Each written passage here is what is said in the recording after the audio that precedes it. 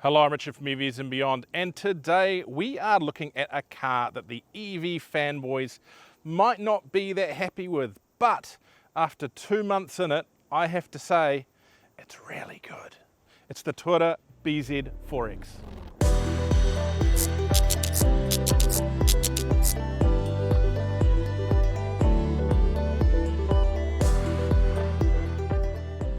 Right, so what have we got here? This is the all-wheel drive version of the BZ4X. I think it's called the Motion. Now there's two models coming to New Zealand, a front-wheel drive one starting at $72,990 and this one here at $82,990, and I think you can pay a little bit more for the black roof, which I think looks rather fetching. Now, you've got front-wheel drive in the base model. This is all-wheel drive, motors front and rear. It's a 71.4 kilowatt-hour lithium-ion battery underneath, which sounds sizable, but there's a little bit of controversy around the battery because this car doesn't necessarily have the range that some people would expect, and we can talk about that later, and part of that comes down to a lot of conservatism from Toyota and how much battery they make available and how they let you use that battery. The car size, it's about the same as a Toyota RAV4. Basically, let's consider this an electrified version of the Toyota RAV4, which is pretty much the most popular car in New Zealand if you ignore utes. So, family size SUV, lots of space. We start through here, these really nice big, I like the looking two-tone wheels there. You've got the charging port up the front, CCS Type 2. Peak charging is, I believe, around 130 kilowatt. There's been some discussion around the charge curve on this thing. I actually found it not that bad. We'll talk about that again later. Around the side, two big doors, really nice entry and exit to this car. And then we have this, this black sports plastic. It seems to scratch up a little bit to me, just from brushing against hedges and all that kind of stuff. But it does add a little bit of a all-terrain, go-anywhere look to the car. And if we come around the back, we've got these really big striking lights. I like the look of it at the back. This kind of part spoiler. And then if we open the boot, a really big family-sized boot. You can take lots of luggage in there. It is a practical big car. And we'll go have a look inside where that space and practicality really does continue. So, the interior of the BZ4X. One thing I'm going to say is this car is really focused on comfort and usability. Start off with these seats. They're big, they're comfortable, they're heated, they're ventilated in the upper spec Motion model. They are amazing. I have had a number of electric vehicles during the time we've had this around, and this is the car I want to jump into on a day-to-day basis. It's just so comfortable. And you take it through the interior, we've got pretty much a button for everything. It's so easy to use. Now, if we look at the negatives, there is too much piano black. I'm not a giant fan of piano black. And the other aspect is that there is no glove box. I think it's not the greatest to move because it's always great to have that glove box there to be some lockable, safe storage. It's not the car is short of storage. You've got this big, huge cubby down here. You've got a reasonably sized center console there and a handy little tray just behind the cup holders, which I found was really handy for lots of little things like, got a ChargeNet tag there at the moment. Now, the other interesting thing in the interior here is the wireless charging pad. Now, it's a Q certified pad, but Toyota has, and they've shared it with Lexus too, has this really interesting one where I think it actually moves around a little bit underneath to match your phone. So it will charge my iPhone. A lot of cars don't seem to be able to find the pad right, and this one does. And it's also got a cover. It's got a lid on here.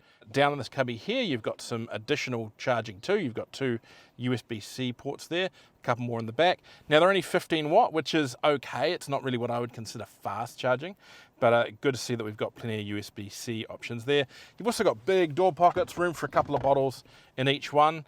Now, if we look upwards, we have a sort of glass roof, but it's split in two, and it's got blinds that kind of retract in.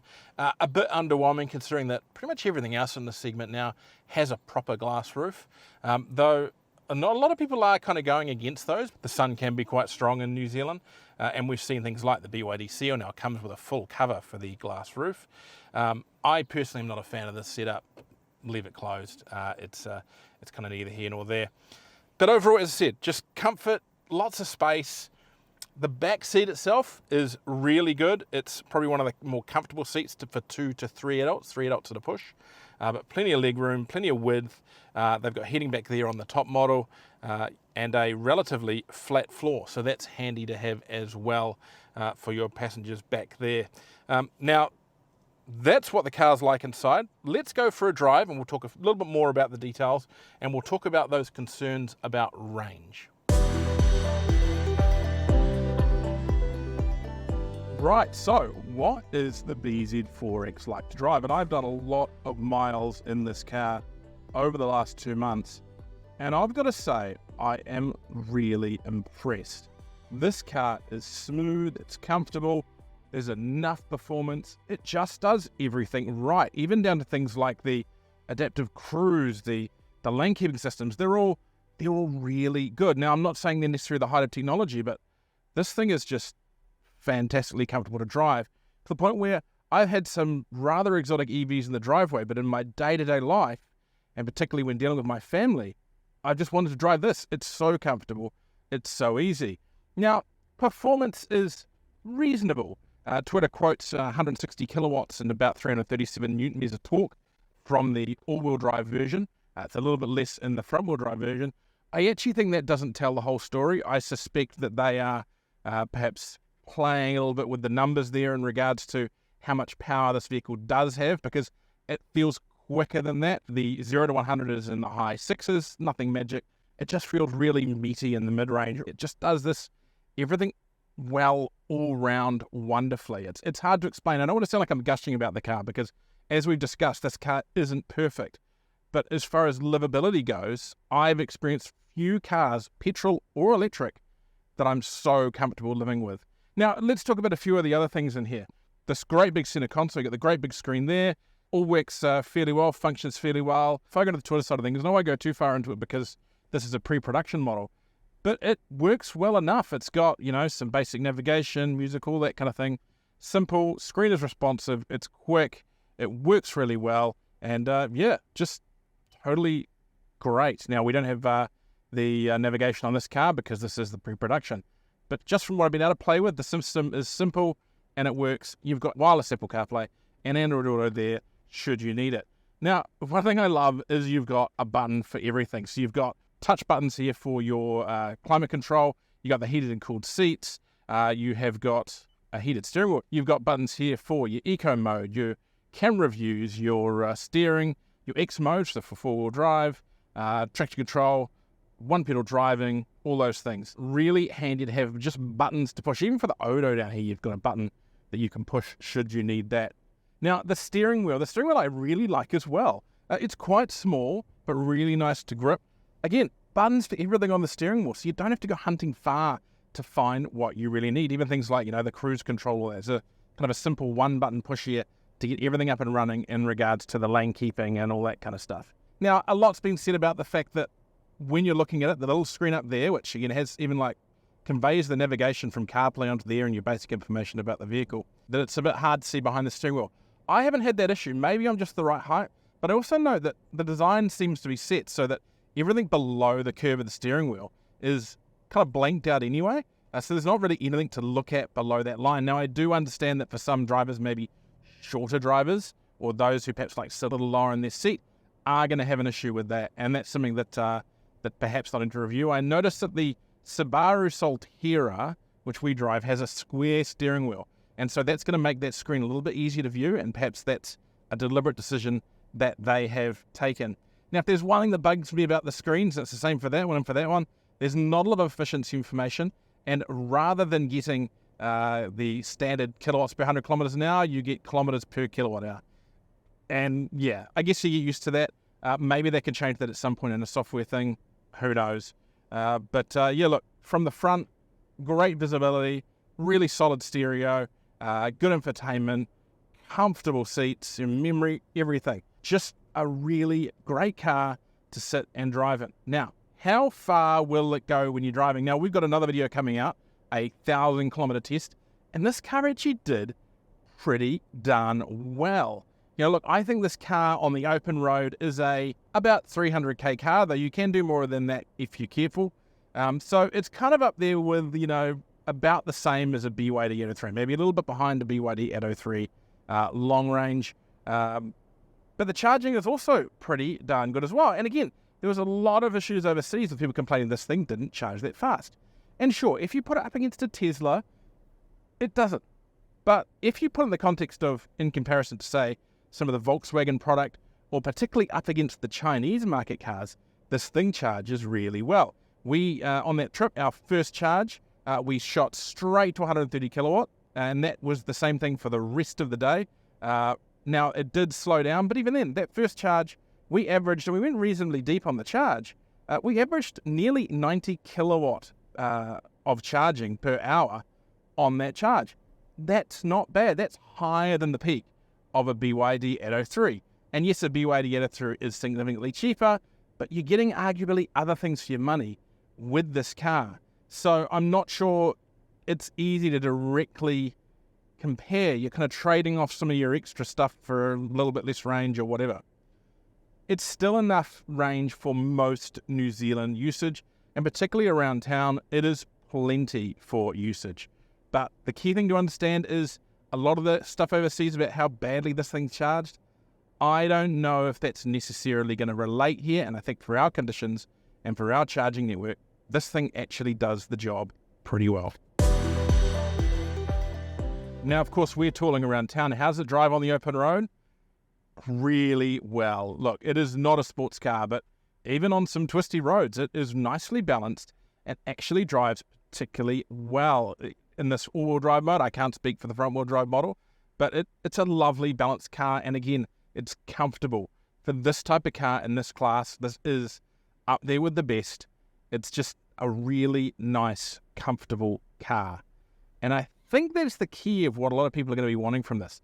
This car is not for the EV nerds. I think being an EV, diehard, you'll often overlook some of the things that realistically others will look at in a car. So, for example, if you're buying a Tesla, to me, you're making some compromises around ride and potentially build quality. You don't have that with this car, but you are making a compromise of a range. So the question is, what is it you're after?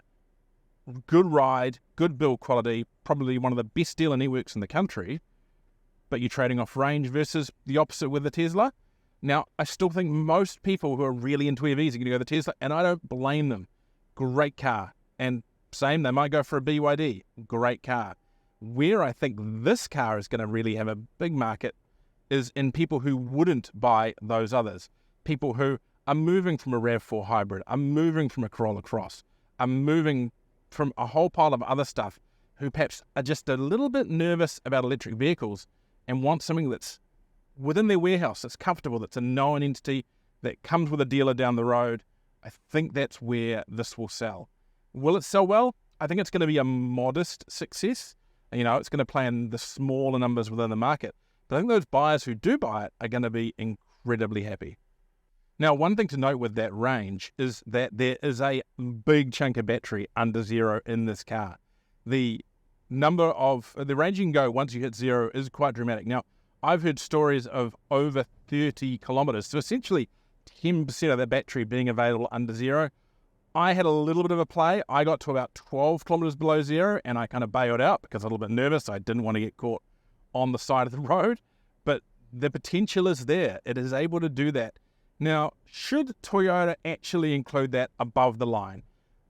Probably, because people tend to avoid going down to zero anyway. There's kind of like a natural mental built-in buffer. I suspect owners will perhaps just get used to the buffer being there and push closer to zero than most people would. But it's an interesting idea. I mean, do you rely on people to follow zero and then give them the buffer? Or do you, go the other way and give them the buffer and let them see how far they can go? I don't know. It's one thing either way.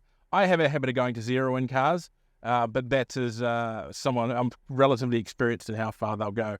So, it's a interesting aside from that. Now, with charging too, the charging port is on the front left side of the vehicle. We had no issues charging this car. It worked really well and handshaked really quick with pretty much every charger we used. The one thing I would note is that the charge plug seems to struggle a little to actually engage and lock in most CCS ports. And what I found was what you had to do was hold the plug firmly there. There's a light there, and you'll hear it trying to grab. And usually just a firm push and a couple of grabs and it's on it. I never had it become an issue where we couldn't charge the car. just have to be ready for it, and just when you plug it in, make sure it's firmly pressed there while the car engages. It's pretty active and pretty clear in what it's doing. Now, maybe that needs some adjustment ultimately in these settings or in the way they set the car up, but for now, I think it's something that can be overcome just by users being a little bit cautious. Interestingly, Toyota New Zealand isn't supplying a granny charger with the car. That's something that is becoming more and more common, and I'm hoping that their dealers will be supporting the customers well enough and sorting out their charging needs before they take delivery, because I think, as I've said, this car is going to be bought by people who don't necessarily fully understand or are fully on board with electrification yet, and so they might need a little bit of hand-holding as they go in getting the car set up for a proper experience. Good charging at home is going to be crucial for the experience for the Toyota BZ4X. So the Toyota BZ4X, what do we think? Well, it's not perfect, but it's a lot better than I think people have given it credit for so far. This is one of the most comfortable, all-round good driving and practical electric vehicles on the market. I don't think it's overpriced, and I think that its charging woes, as they've been called overseas, just don't really exist. It is good enough. Now, will it satisfy those EV nerds? No. They should still drive it, and I think they'll find it better than they expect it to be. But where I think this car is going to be great is people who are just taking that first step.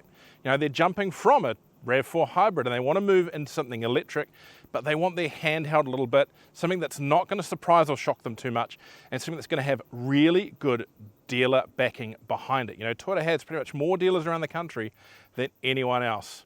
So yeah, that's our experience. I'm sure we're going to get some heat in the comments on this one. Tell us what you think. Do you think the BZ4X is worth it? Would you look at one? Would you look at the Subaru Solterra, which is very closely related? And don't forget, while you're down there, to like and subscribe and come back for more later from EVs and Beyond.